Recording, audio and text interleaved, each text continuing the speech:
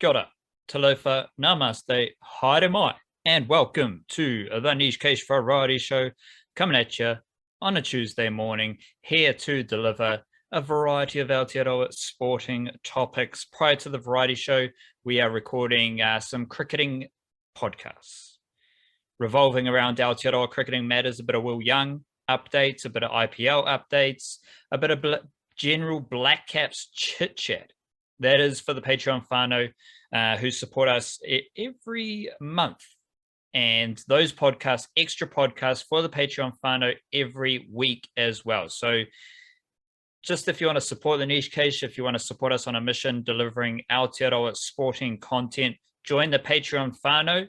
And then if you do love a bit of cricket, we are chatting about Aotearoa cricket every week on the Patreon podcast as well. Shout out to the email banger via Substack. All these links are in the description below. So sign up to the email banger via Substack every Monday and Friday. Emails delivered straight to your inbox with Niche Case content as well as extra content. Monday email straight off the weekend. We're talking about stuff that happened on the weekend. Friday email, who knows what the fuck you're going to find. Just some funky Aotearoa sporting content delivered straight to your email inbox via Substack.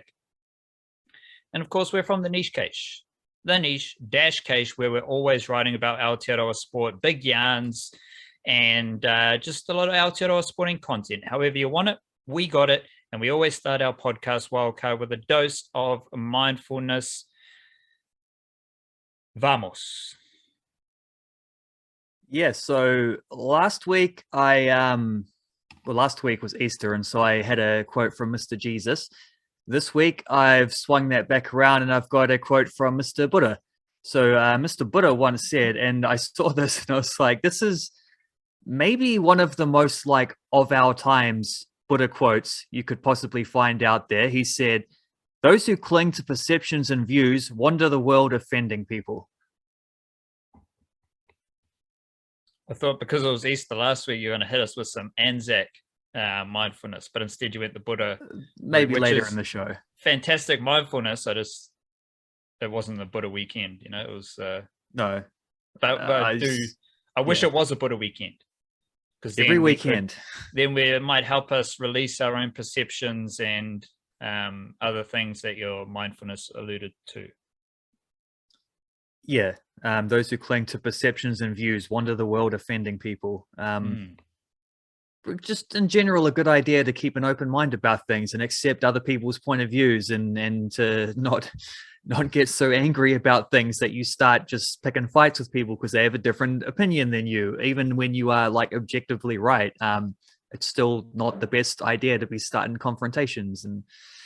And I think that's a, come to think of it, that's actually quite a handy point as well, is even when you are because that's a form of clinging to it too, is even when you are convinced that you are right and you can prove it, it's still better maybe to not be starting arguments and just going around upsetting people, because and one thing I find that's pretty clear is when you challenge people, they tend to double down on things like that. You don't actually help convince them a different point of view. You actually just make things into a battle, which is something that is all too common these days and probably should not be.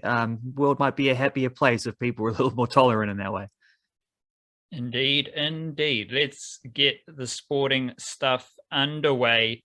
Top of the show, wildcard, bit of a hot take, bit of a leading segment. What do you got for us this week? Yeah, I've just been thinking from doing some writings and from watching all these games and whatever. I fully understand why Steven Adams was benched by the Memphis Grizzlies. I'm just starting to come around to the idea that maybe it wouldn't be the worst thing in the world to try figure out some ways to get him on the floor. Maybe we don't need to not starting lineup, but we don't need to necessarily go from starting to not playing at all. The defensive matchup, sure, it makes perfect sense. We know why they got to this position. Just can't hang with Karl Anthony Towns, so it goes. But I reckon we've also, in the last couple of games, seen a pretty evident drop-off from the Memphis Grizzlies offensively. And that's a worry. And case in point, the most concerning thing I reckon so far from the Grizzlies is This trend from Ja Morant, who's just been named NBA's most improved player, shout out to him, but he scored 32 points in game one. Since then, he's scored 23, 16, and 11. So he's gone down every single time. He's shooting 39.8% from the field for the series, 3 of 11 from 3-point range. His assists and rebounds are really good, like well above his regular season average, but he's not getting into the basket. He's getting crowded out. As he said himself, he's not being able to play above the rim. Bringing us to the obvious point of how important Steven Adams' screen game is, because the 32 points in game one was when Steven Adams played 24 minutes. Steven Adams has played 8 total minutes across the next 3 games combined.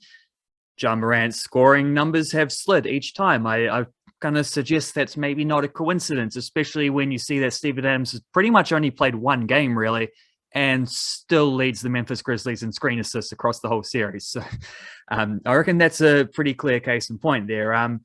The 4 minutes he did get in game 4, those were that wasn't Taylor Jenkins trying to find a way to get him out there. Those were just third choice center minutes. Like he still came out there and guarded Cat. He was just filling in while the starter Xavier Tillman and then backup Brandon Clark were both in foul trouble. So then you go to the third option. That's not like a plan that they'd decided upon to get him out there, which is what I reckon they need to do now. I think you got to get creative with this. You got to maybe slide Steven Adams out there for a couple spare minutes when Towns sits, which will probably happen, most games, because Karl-Anthony Towns has an issue, same as Jaren Jackson Jr. for the Memphis Grizzlies, has an issue with getting into foul trouble. So he's going to be sitting sometimes. You can get Adams out there in those times. You can also potentially just chuck him out there while Cat's there, but don't have him guarding Cat as he has done for basically every possession he's been on the court this series. Like, have him out there switching on old mate Vanderbilt, who's not really a shooter. Like, there's ways to make it work, even if we're only talking about like maybe 10 minutes a night or something like that. But that's 10 minutes where you can get a bit of that like Steve-O offensive facilitation going on, which is something they're very much missing right now. Like, the weaknesses are clear with him on the court, but also you just got to pay a little bit of respect to the strength that he brings as well. And right now, the Memphis Grizzlies are probably seeing what that looks like when they don't have him out there, being able to fall back on his facilitation on offense. And I think that might need to change over the last 3 games. We don't want anything to change with Will Young. No way. I am going to announce that now is the time to tap into Will Young mahi, because Will Young is a very solid batter in the world of cricket. And we dove into some Will Young stats for the Patreon podcast, but I just wanted to make a formal announcement here that Aotearoa Cricketing Matters right now are all about Will Young and what he is doing over in England, playing county cricket. First game, scores of 33-96. 96 was opening the batting, facing 240 deliveries to help draw the game for Northamptonshire against Yorkshire. And this falls into a wider trend of Will Young being really good at batting. Dove into those stats in the Patreon podcast, stats like 3 centuries in his last 5 one-day games, consistent run scoring in county cricket. And before that South African Test series, Will Young was just churning out 50-plus scores as a Test opener. We have known about Will Young for a long time. We have known that he's a very good batter. We always kind of thought him was the next up batter. And right now, Will Young is blossoming. And he's blossoming in England, playing county cricket, where the Black Caps are going to be playing 3 tests against England in their next World Test Championship series. So not only is Will Young the biggest, best Kiwi cricketing story right now, one of the low-key, more important stories as well. So tap in. Statistical glory here. What is one stat that helps illuminate a matter, Wildcard? Yeah, let's talk a little bit of Wellington Phoenix, because they had a big win over Western Sydney Wanderers on the weekend at Eden Park. A crazy game where, I mean, the Phoenix score first, take the lead, sweet as. Ben Wayne with another goal. But like Western Sydney Wanderers missed a penalty in the first half. One of the more comical misses you'll see from the penalty spot. Don't think you can really blame the striker when he just landed and slipped on the Eden Park turf, which I would suggest. A little bit of rain on the day, combined with mostly rugby been going on there. Maybe the grass is a little bit long. Just check that out there. But yeah, Wanderers hit the frame of the goal a couple times in the second half. Phoenix really clung on. Not sure how they won that, but they did, and that was important. And I mean, we're going to fall back on a very, very impressive stat here, which is that this was the 14th time that the Wellington Phoenix have scored first in a match this season. And maybe the fact that they scored first in this one, like maybe this is just some kind of divine intervention thing to keep the stat going, and that's how they won. Because when they have scored first, those games have accounted for 11 wins and 3 draws. Compare that to 9 times they've conceded first in a game this season, lost all 9. So that streak's continued. This, of course, last week they also lost 4-0 to Central Coast Mariners in Wellington. The 6th time this season that they lost by 4 or more goals. This was the 4th time that they followed up a loss by 4 or more goals with a win the very next immediate game afterwards. So that's continued as well. This was the 9th time that Wellington Phoenix have played a game at Eden Park all time. 5 wins and 4 draws. Never lost at Eden Park. That streak's continued as well. In fact, 4 of their top 10 all-time crowds have actually come in games at Eden Park too. 4 of their top 8 all-time, if you don't count playoff games. Well, obviously the crowds are going to be big. And then one more to chuck out there. Ben Wayne scored his 15th career goal for the Wellington Phoenix in that game. Actually puts them top 10 all time. Phoenix don't have like an array of long-term goal scorers. They tend to find guys who score a lot of goals for them very quickly go to other clubs. But Roy Krishna leads it with 52. Paul Eiffel's 33 goals is second. And then you got Shane Smouts, Tim Brown, Jeremy Brockie, Ulysses Davia, Chris Greenacre, Joshua Soterio actually has 16. And then it's Wayno and Stein Huysegams, if you remember him, on 15, both equal 9th place all time. So there you go. Wayno's working his way up the round. I'd suggest he, he's got a couple more years on his contract. He sticks around. He could move up quite high on that list before he's even like 22 or 23. It's beyond Krishna and Eiffel. It's a little bit of slim pickings, but there you go. So Ben Wayne's working his way up. Be an interesting list of random foreign Phoenix attacking players. Yeah. Be an interesting list to compile. Maybe one day, Wildcard, in your spare time, you can do that for us. My stat wildcard is just highlighting Isaiah Papali'i's, I don't know what to call it, because last year he was an award-winning edge forward, and this year he is better. So make of that what you will. One stat just to set things up here. 2 seasons with the Eels, Isaiah Papali'i has scored 10 tries. 4 seasons with the Warriors, Isaiah Papali'i scored 7 tries. So he's having a bit of fun with the Eels. He scored 7 tries last year and 3 tries already this year. Double against the Knights, just barnstorming over the Knights defense. Last year, he averaged 150 meters. That has gone up to 154 meters this year. And that average run meter increase stems from or helps provide for a jump in post-contact meters. 60 post-contact meters per game last year, 64 post-contact meters per game this year. Tackle bust per game, 4.36 last year, 4.57 this year. So all those stats have got better. Isaiah Papali'i already has 3 tries from 7 games. So there's a decent chance, I'd say, that he'll break his try-scoring record in a season, which was last year. So somehow Isaiah Papali'i has got better. And that is quite respectable. And I have Isaiah Papali'i as the starting edge forward for the Aotearoa Kiwis, which is another reflection of his improvements and development since moving to the Parramatta Eels, who do a great job of developing Kiwi-NRL talent. What do we got next? Deep in the Mangroves wildcard. bit of football. Indeed. We had Flying Kiwis transfer season and back in January. I'm going to suggest that the next month or two is Flying Kiwis trophy time.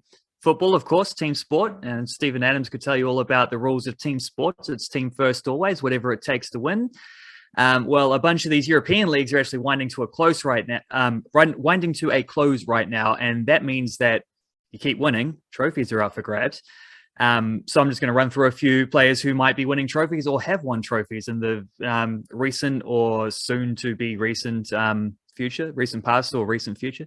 I think that makes sense. So Erceg's North Carolina Courage just made it through to the NWSL Challenge Cup semi-finals. Katie Bowen also on that team, although only played one of the 6 games in the group stage, but still part of that. They're in the semis. That's a trophy potentially on the line. Liv Chance has got a semi-final coming up in the Scottish Cup against Hearts. Her Celtic team has already won the League Cup in Scotland, not really they're out of the title race as of a couple of weeks ago, but could do a cup double. Callum McCown and Elijah Just seemingly cruising towards the first division title in Denmark and also promotion that comes with it. They were well up a couple of weeks ago. Currently, they're on 51 points, which is only 1 point ahead of the 3 teams who are on 50. So there's the title for first place, also second is promotion. That's because Helsingør have lost 4 games in a row. And with 6 games left, that's suddenly an absolutely frantic title race. And they're going to have to turn their form around suddenly because they were, as I say, they were cruising a few weeks ago. And now it's not the case. Michaela Moore and Liverpool. So Liverpool were already promoted, and then last week they won the championship in the second tier in England. 23 games unbeaten after losing their first game of the season. So it's been absolutely emphatic from Liverpool. And yeah, promotion is on the way. They're going to the top flight in England, and Michaela Moore got her medal in her trophy this weekend. There was a presentation for their last home game of the season. That was cool.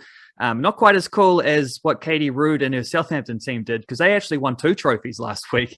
First of all, they won their league division, which this is the 3rd tier, so the level below where Moore was playing. This doesn't necessarily get them promoted because there's only 1 promotion spot, and they're on the Southern division. They have to play the winners of the Northern division for the promotion spot, which is Wolves. So they'll play Wolverhampton in about 3 weeks. But they chased that up by winning the 3rd tier cup competition as well. So their League Cup, they won the final for that. So 2 trophies in 1 week, pretty excellent. Nico Cohen actually won his League Cup a couple of weeks ago, beat Calcio Padova. They beat Südtirol, however you say that, 1-0 in the final of that one. Then they played the same team again a couple of weeks later and needed to beat them in order to win the league title, Serie C, 3rd tier in Italy. Didn't manage it, drew 0-0, which means they got to go into the playoffs. But if they get through the playoffs for promotion, they will get a trophy for that as well. So that's still a possibility. And then one more, last but not least, he may or may not come back from injury in time to play. But Ryan Thomas's PSV are 4 points back on Ajax in the Eredivisie title race with 4 games to play. So if Ajax slip up, it's gonna take a couple of Ajax slip ups for that to happen, but it is possible. PSV still in the mix there as well, and they did just they beat Ajax to win the Dutch Cup a week or 2 ago, so they got that trophy in the bag as well. Actually, the first time PSV have won the cup since I think it was about 10 or 12 years. So not the first time Ryan Thomas has won the cup though, because he actually won it with Pek Zwolle back in the day. So his second medal there, and hopefully, hopefully more where all that came from. I have been pondering a lot about the center position in the Kiwi-NRL stocks, and I've highlighted before just the pure number of centers, Kiwi-NRL centers at the moment, but this week was a complicated week for the Kiwi-NRL center, but there were a couple of highlights, and I'll get to the highlights. I just got to work through the murky estuary waters. So it starts with Siosifa Talakai, who was obviously the man, junior Kiwi for 2 years, but born and raised in Sydney, going to play for New South Wales and Tonga. And I think I read he was only playing for the junior Kiwis because he has like a Niuean parent. So, okay, that's just like, oh my God. confusing. The dude he ran over for some of that game was Morgan Harper. Morgan Harper, one of my favorite Kiwi-NRL players last year, now he's in a bit of a shit show. Oh my God, confusing. We got the Warriors, Jesse Arthurs, Adam Pompey. They just got smoked by the Storm. Rocco Berry hasn't played in a while. Viliami Vaile has been out injured. So there's 4 Kiwi-NRL centers right there. And just yuck. Matthew Tomoko's all right. Like, he's playing well. But the Raiders suck. And they have terrible vibes, which flows into Shans Nickel-Klokstad, because Shans Nickel-Klokstad played center the last time the Kiwis played a game. But he got dropped from fullback to play number 14 for the Raiders. So that's terrible as well. Dean Mariner doesn't even play in RL. He played under 21s this week. So he scored 4 tries on Queensland Cup debut. Did it on the variety show a few weeks ago. This week, he was in under 21s. That's a bit, good. Remus Smith, born and raised in Sydney, likes Iosufa Talakai, but wants to play for Aotearoa. He went off injured in the Melbourne Storm win. So it's just all very like, oh my God, what's happening here? I don't know what to make of it. But there are some bright spots, wildcard, because 21-year-old Dylan Brown from Whangarei, he just moved to centre and, did it easy. Usually a half for the Parramatta Eels. They've got a bit of an outside back situation. Hayes Perham started on the wing, which was exciting for him.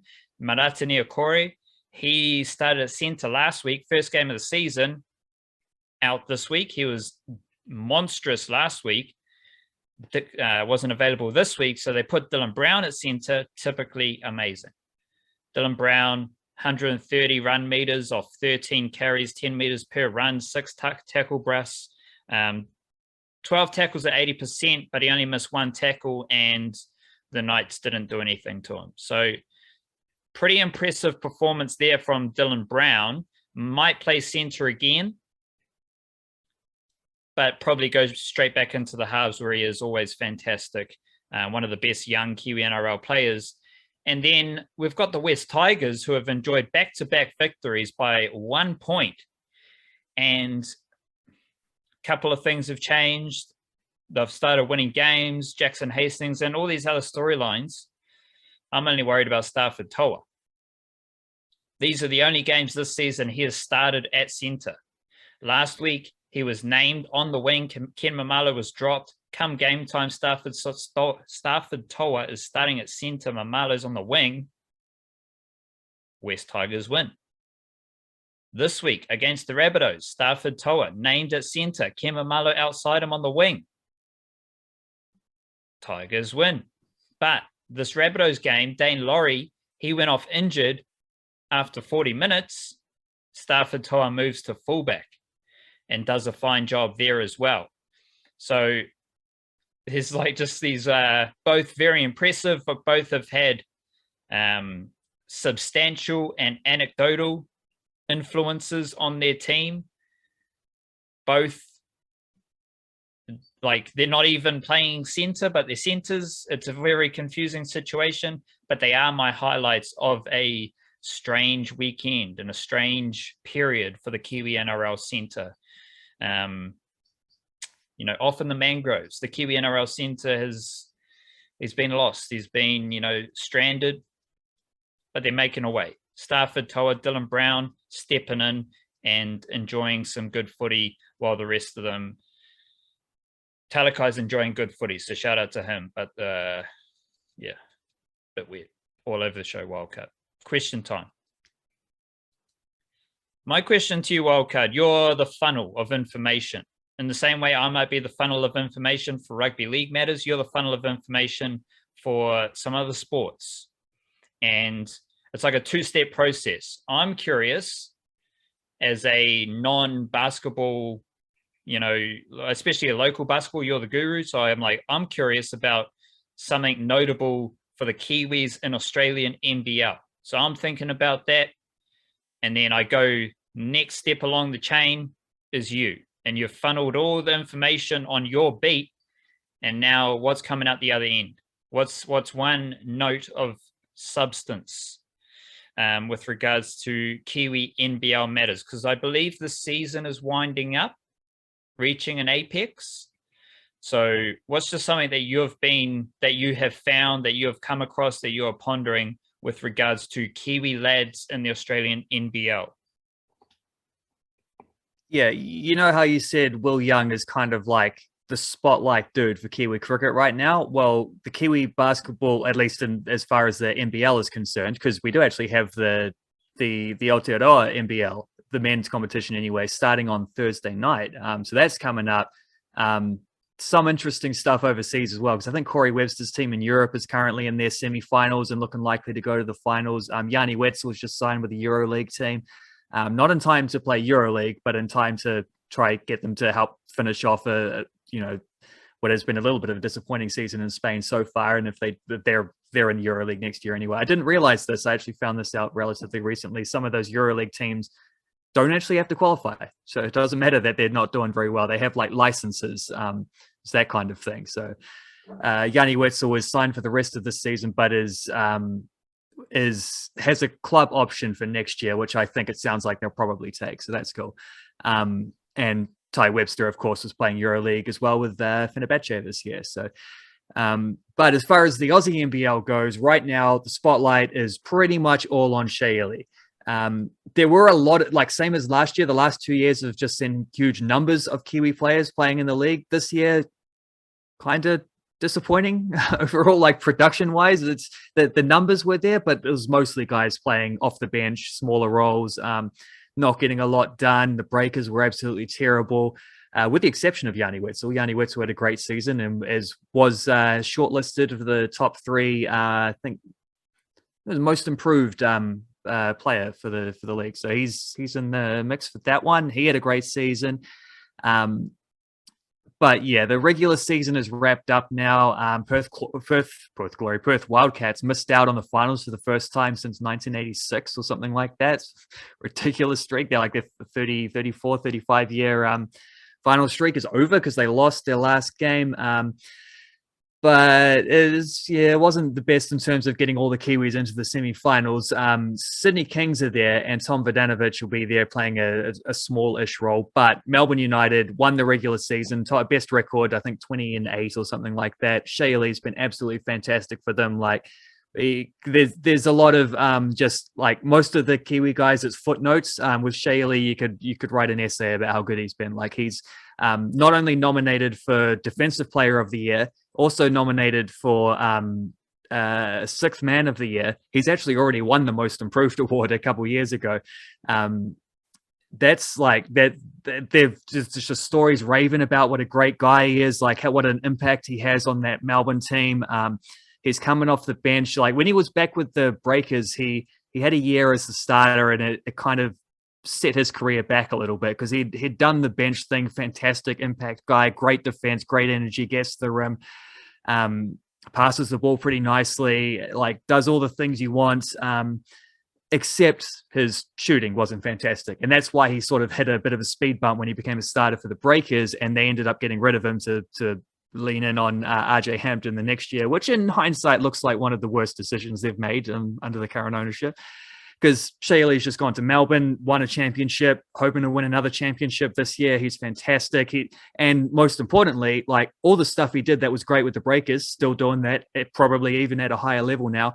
But he's got his 3-point shot going. Like he's draining triples. And when that's the case, like suddenly he's a bit of an unstoppable player. Like the only thing he doesn't have going for him is that he's not particularly tall. Like he's relatively short as a guard, but he's quick enough to get around guys, so that's not necessarily a problem. He's having a fantastic season, and if you want to lean in on the NBL finals in Australia, then basically the thing to do is just to lean all in on what Shea Ili's up to and Melbourne United and watch him be influential in them trying to win another championship. So that's your spotlight right there, is old mate Shea Ili.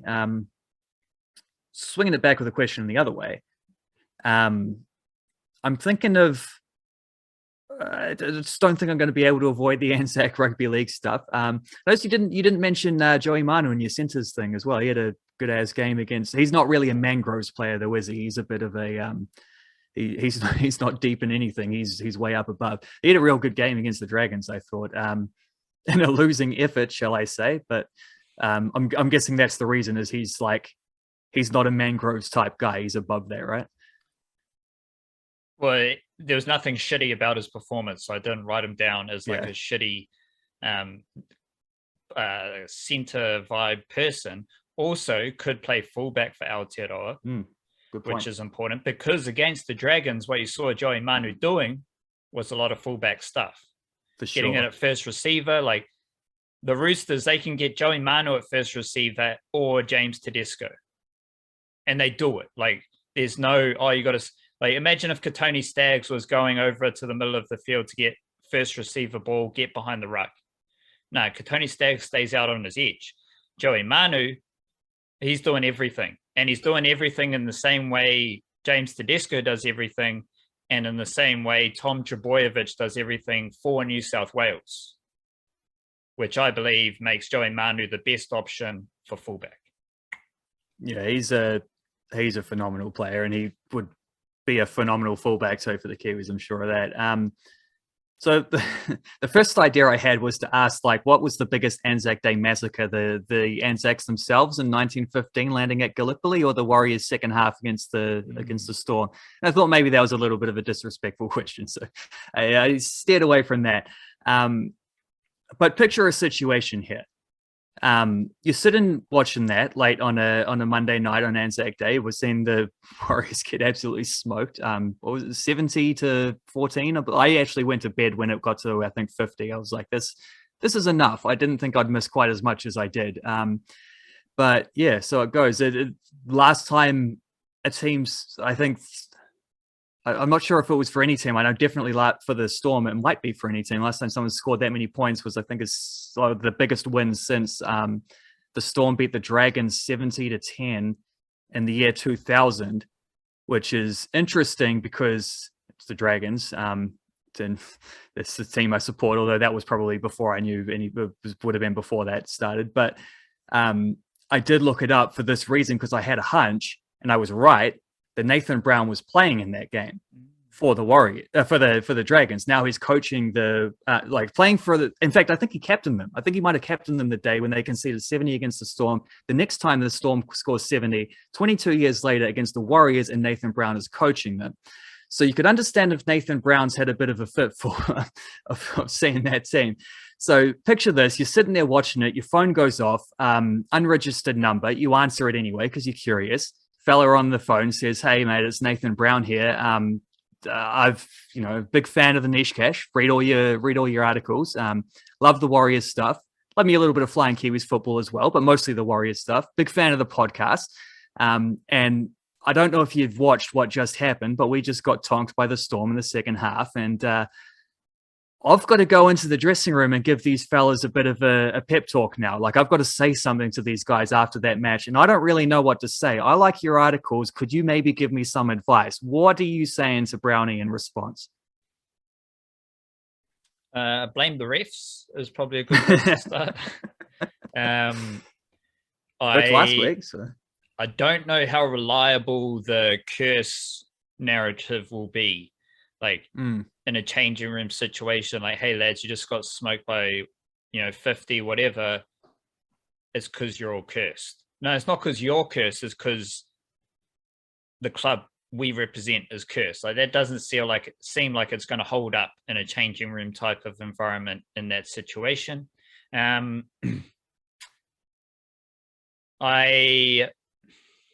Advice I would give to Nathan Brown in general, I'd say to downplay the derby rivalry aspect, because there's no rivalry there. It's just a game they play on the 24th of April on a Anzac, Australian, New Zealand holiday.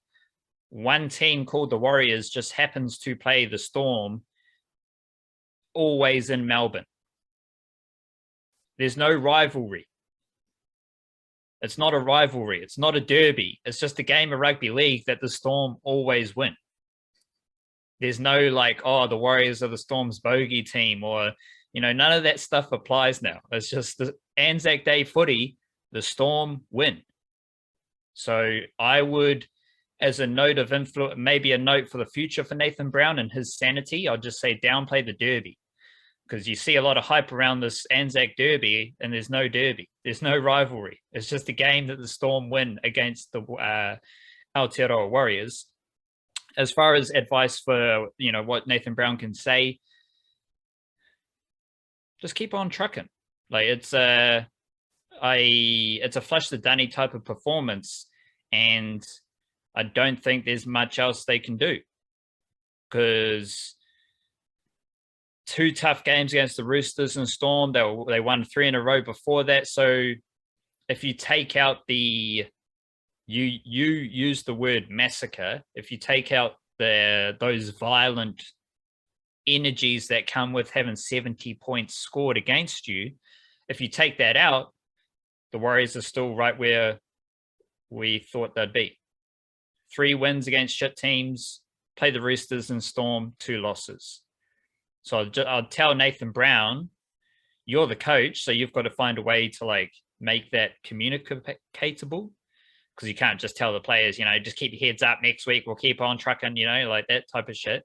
Maybe do a bit of soul searching, play up that narrative, really dig into that. So maybe it's not a flush the dunny performance. Sorry, maybe it's a really dig into what you're doing, address yourselves, grow from this, but have a clear understanding that the next few weeks are more important. The next few weeks are going to be, you want to make them better, because those are the games that are going to determine the season as a whole. Losing to the Roosters and the Storm, well, there's going to be lots of teams that do that, and there's going to be, no teams are going to have 70 points put on them by the Storm, but there will be other teams that have 40 put on them, 50 put on them by the Storm when they are in that sort of mood. And maybe one day you'll play a home game, so just keep that in mind, right? That's an optimistic note as well. Who knows? Maybe you might get an Anzac Day game of rugby league against the Storm outside Melbourne. One day that might happen. But those are just curse matters. So, yeah, I don't know. Kudos to Nathan Brown. Keep your head up. Kia kaha. Sure, you might win a game soon.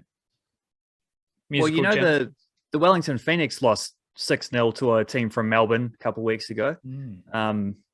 They're still in position to make the finals. There's that stat from earlier about the 6 times they've lost by 4 or more goals this season. 4 of those times they've won the very next game. It's not how you get knocked down. It's how you bounce back, right? It's the getting back up that matters.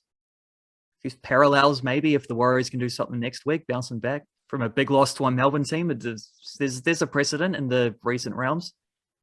Well, why are you asking me then? I'd just say, mate, Nathan Brown, coach of the Warriors, just look at the Wellington Phoenix. Talk to Ufuk Talay. Yeah, have a yarn to another Aussie coach of a Kiwi team, Ufuk Talay. Problem solved. Because then you get a bit of insights, what it's like coming back to New Zealand, how to, parallels, 2 volatile teams. There's a lot of parallels there. Musical jam wildcard. I getting a bit sultry with some guitar, New Zealand folkish type of music, bit of a alternative week this week. Tess Leotaud, like a French type of spelling there, and the Traveling Hearts. She's got a new song, On the Cusp, which is very mellow, very guitar type of music, and just good to have on in the background of a sunny winter's day. And she's from Aotearoa, so shout out to her. That's why I like it. Your musical jam wildcard. Yeah, well, I did hear that song you're talking about because it was in the weekly playlist this week, and it had the best looking screen cap on the video, so I used a screenshot from the clip for the just based purely on the look of it for the header picture there. So that got done, and because I did that, I listened to the song as it was playing through, and I concur. It was a nice, lovely song, lovely sort of acousticy guitar plucked type thing. So that was cool. Also chuck in Ty Siegel has a new album coming out in July, which tends to happen relatively often. He's a prolific fella, but the king of the garage rock scene these days. If it's not him, it's John Dwyer. It's one of the two of them. So basically, anytime Ty Segall has a new album out, that's an event for me. Fontaine's DC's new album is out. Irish rock band, very good. Already put out a couple of excellent records to date, and they seem to be fairly prolific themselves as well. And then I've still got to listen to this Kurt Vile one. I haven't got around to that one yet, but I shall do soon. But plenty of good tunes out there at the moment. Indeed, and plenty of good Aotearoa sporting yarns on the Niche Cache, and anywhere you get your Niche Cache podcasts and videos, tap in, tune in. Kia kaha, stay beautiful. We'll be back Niche Cast on Thursday. Māori Ora, church. Stay beautiful. Church.